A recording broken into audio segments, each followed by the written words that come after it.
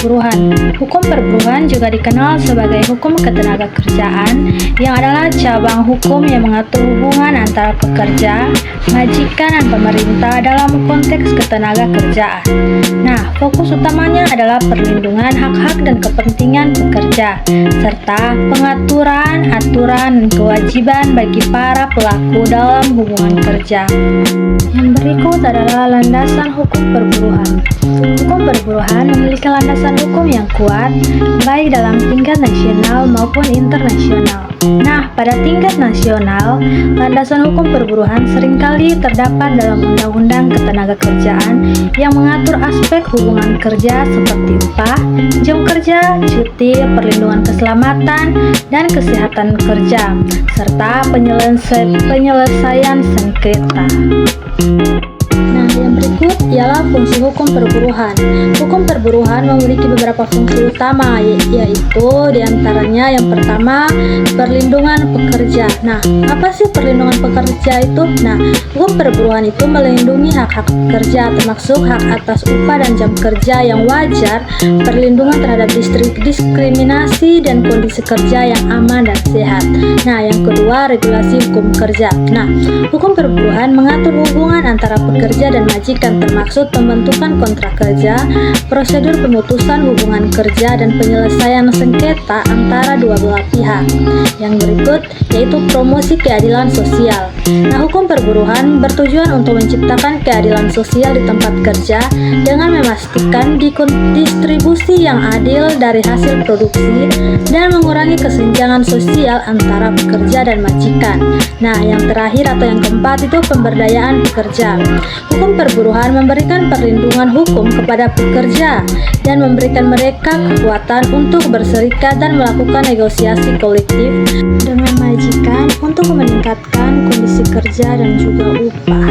Kemudian berikutnya ialah kesimpulan mengenai pengertian dari hukum perburuhan.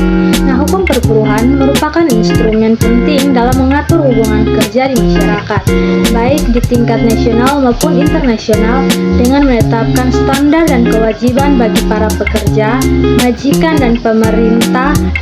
Nah, hukum perburuhan juga bertujuan untuk menciptakan lingkungan kerja yang adil, aman, dan produktif bagi semua pihak yang terlibat dalam proses produksi.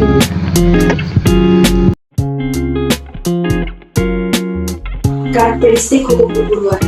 Di kebanyakan negara di dunia sekarang ini, hukum perburuan diakui sebagai disiplin hukum mandiri. Hukum perburuan atau ketenagakerjaan dikarakteristikkan oleh sejumlah ciri sebagai berikut. Yang pertama, lebih banyak aturan atau hukum yang bersifat kolektif. Banyak disiplin atau bidang ilmu hukum galibnya hanya mengatur hubungan antara warga masyarakat atau korporasi atau organisasi satu sama lain. Sebaliknya, di dalam bidang kajian hukum perburuan, pengaturan yang ada mencakup tidak saja hubungan antara majikan dengan buruh pada tataran individu, melainkan juga antara serikat pekerja dengan asosiasi pengusaha satu dengan lainnya, termasuk juga antara organisasi-organisasi tersebut dengan anggota-anggotanya. Ciri ini menjadikan hukum perburuan sebagai disiplin hukum tersendiri dengan telaah spesifik atas persoalan-persoalan serta solusi di bidang perburuan. Yang kedua, mengkompensasikan ketidaksetaraan atau perlindungan pihak yang lebih lemah.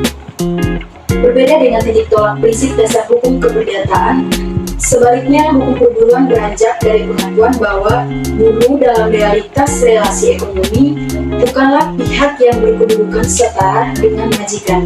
Karena itu pula, maka hukum perburuan mendorong pendirian serikat pekerja dan mencakup aturan-aturan yang ditujukan untuk melindungi buruh terhadap kekuatan ekonomi yang ada di tangan majikan. Dalam perselisihan perburuan juga merupakan tugas pengadilan untuk menyeimbangkan kedudukan hukum para pihak yang bersengketa. Hal ini antara lain dicapai dengan membantu buruh, yakni mengalihkan beban pembuktian untuk persoalan-persoalan tertentu kepada majikan.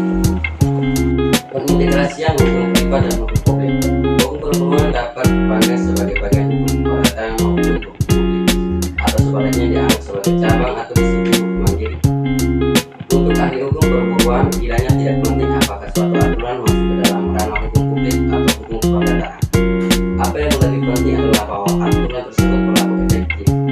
Hal ini sekaligus mengimplikasikan bahwa hukum perempuan mencakup bagian-bagian yang dapat dipandang masuk ke dalam ranah hukum publik maupun yang masuk ke dalam ranah hukum perdata. Sebagian aturan dalam hukum perempuan penegakannya diserahkan kepada para pihak, sedangkan ada pula yang penegakannya akan dipaksakan dan diawasi oleh lembaga-lembaga pemerintah. Lebih lanjut, ada sejumlah peraturan yang memungkinkan penegakannya dilakukan berbarengan oleh para pihak sendiri dengan aparat penegak hukum, baik secara individual maupun secara kolektif. Untuk mendapatkan pemahaman utuh atas perempuan, maka kita harus mempelajari semua bidang hukum dan mencermati hukum perempuan dari ragam perspektif berbeda. Sistem khusus berkenaan dengan penegakan hukum perempuan memiliki sejumlah ciri khusus. Di banyak negara dapat ditemukan prinsip direktorat perempuan bertanggung jawab untuk mengawasi, mengimplementasi dan menegakkan dari bagian-bagian tertentu hukum perempuan. Hukum pidana maupun hukum administrasi tidak digunakan untuk menegakkan bagian-bagian hukum publik dari aturan dalam perempuan. Majikan maupun buruh di samping itu dapat menerapkan dan menegakkan sendiri sebagian lainnya dari hukum perempuan yang lebih bernuansa hukum privat. Namun organisasi kolektif seperti serikat pekerja dapat mendayagunakan semua instrumen penegakan di atas. Di samping itu, banyak negara juga mengenal dan mengembangkan sistem penyelesaian sengketa perempuan khusus, yakni peradilan perempuan atau sengketa hubungan industrial. Alhasil, hukum perempuan dapat ditegakkan melalui instrumen hukum pidana, hukum administrasi maupun hukum perdata. Bahkan juga hukum internasional turut berpengaruh dalam penegakan hukum perempuan. Sebagai ilustrasi, ILO dalam rangka memajukan hak berserikat di Indonesia mengkritisi kebijakan negara yang menghalangi penikmatan hak ini oleh buruh dan selanjutnya mengirim keputusan khusus untuk berorganisasi dan menegakkan pemerintah membuat sikap dan pendiriannya. Berikut adalah beberapa karakteristik utama dari hukum perburuan. Yang pertama, perlindungan hak-hak pekerja. Salah satu karakteristik utama dari hukum perburuan adalah fokusnya pada perlindungan hak-hak pekerja. Hukum perburuan menetapkan standar dan aturan yang bertujuan untuk melindungi pekerja dari eksploitasi, diskriminasi, dan kondisi kerja yang tidak aman atau tidak sehat. Perlindungan ini mencakup hak-hak seperti upah yang adil, jam kerja yang wajar, cuti yang layak, dan hak untuk bekerja tanpa diskriminasi berdasarkan jenis kelamin, ras, agama, atau orientasi seksual. Yang kedua, pengaturan hubungan kerja. Hukum perburuan mengatur hubungan antara pekerja dan majikan baik secara individual maupun kolektif. Ini termasuk pembentukan kontrak kerja, prosedur pemutusan hubungan kerja, serta mekanisme penyelesaian sengketa antara kedua belah pihak.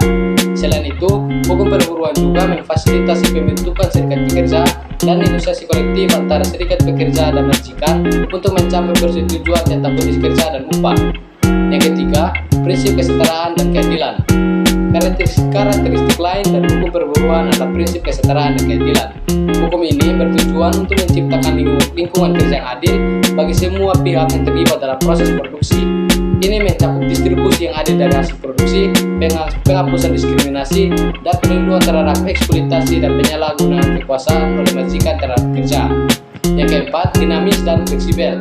Hukum perburuan juga bersifat dinamis dan fleksibel, mengakomodasi perubahan dalam struktur ekonomi, teknologi, dan masyarakat. Seiring dengan perkembangan ekonomi dan sosial, hukum perburuan terus beradaptasi untuk memenuhi tuntutan zaman dengan mengubah atau menambah regulasi yang diperlukan untuk menjaga relevansinya. Yang kelima, keseimbangan antara hak dan kewajiban. Terakhir, hukum perburuan menciptakan keseimbangan antara hak-hak dan kewajiban bagi semua pihak yang terlibat dalam hubungan kerja. Sementara pekerja memiliki hak untuk dilindungi dan diperlakukan secara adil, majikan juga memiliki kewajiban untuk mematuhi regulasi yang berlaku dan memberikan kondisi kerja yang aman, sehat, dan adil bagi pekerjanya. Kesimpulan, karakteristik-karakteristik ini menjadikan hukum perburuan sebagai instrumen penting dalam mengatur hubungan kerja di masyarakat. Dengan fokus pada perlindungan hak-hak pekerja, pengaturan hubungan kerja, prinsip kesetaraan dan keadilan, serta fleksibilitas untuk beradaptasi dengan perubahan zaman, hukum perburuan bertujuan untuk menciptakan lingkungan kerja yang adil, aman, dan produktif bagi semua pihak yang terlibat. Sekian dan terima kasih.